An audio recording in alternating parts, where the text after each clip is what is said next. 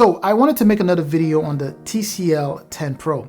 Now, I've already made a couple of videos on this phone when it first came out, but I figure I'll still go ahead and cover it after using it for about 3 months and share with you guys what I think of it now, especially since the updates that TCL went ahead and pushed out, and we are doing that right now.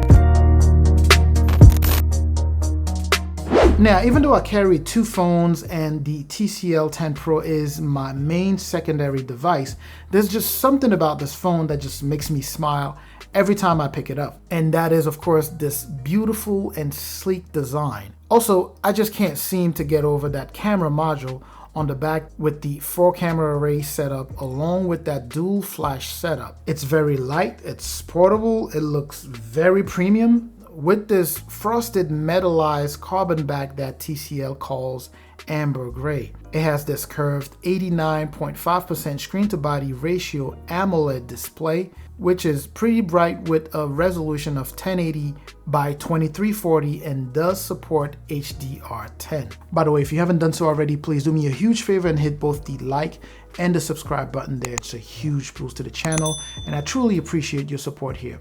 But anyways, now over the past 2 months, this phone has performed beautifully, at least every time I switch over to it to make it my main secondary device. It has also received some updates, and some of the people who were experiencing accidental touches or had touch sensitivity issues seem to encounter them less since the update. I personally haven't encountered any lag or issues in performance.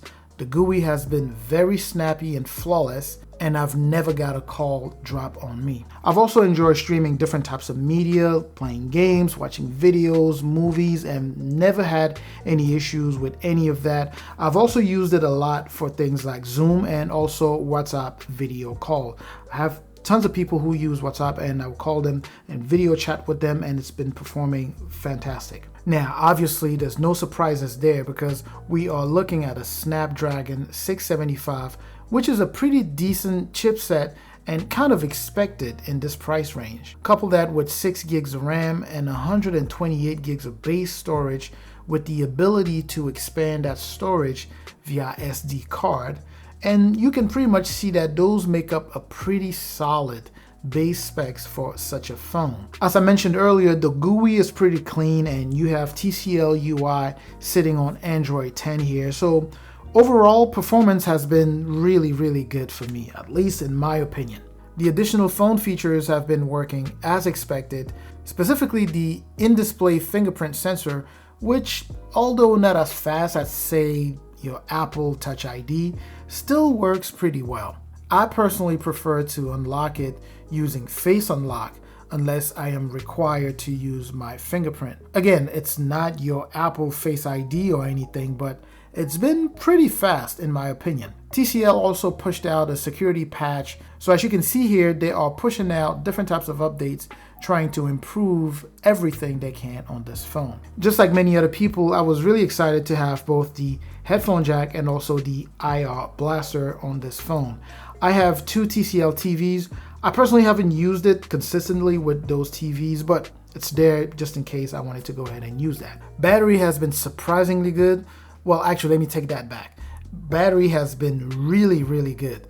On days I did heavy usage of the phone, I still ended up with between 10 and 20% of the battery left, depending on how hard I went that day. We're talking 4,500 milliamp hour battery, and the phone itself is fast charge capable with the ability to go from 0 to 50% of the battery life in about 30 minutes. The camera, as you see here, located on the camera module, include a 64 megapixel ultra high res camera, 2 megapixel low light lens, 5 megapixel macro lens, and a 16 megapixel super wide angle camera. Now, it generally produces some very sharp images. Also, before the update, there was a high saturation issue, which I highlighted in my last video.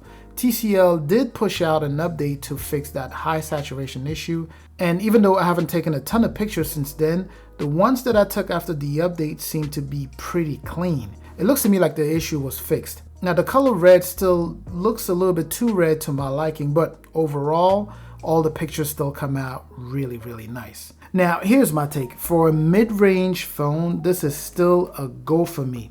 The first reason why is because it's such a stylish phone. I just really like it because it looks so nice, so beautiful. The price, of course, is another great thing about this phone.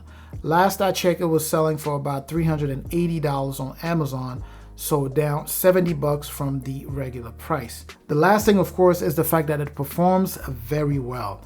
Overall, it's a very good phone, and I really hope this video was informative, and I hope you enjoyed it. Please don't forget to like, comment, of course, subscribe, and I'm going to catch you in the comment section, and I'm also going to catch you in the next video. Peace.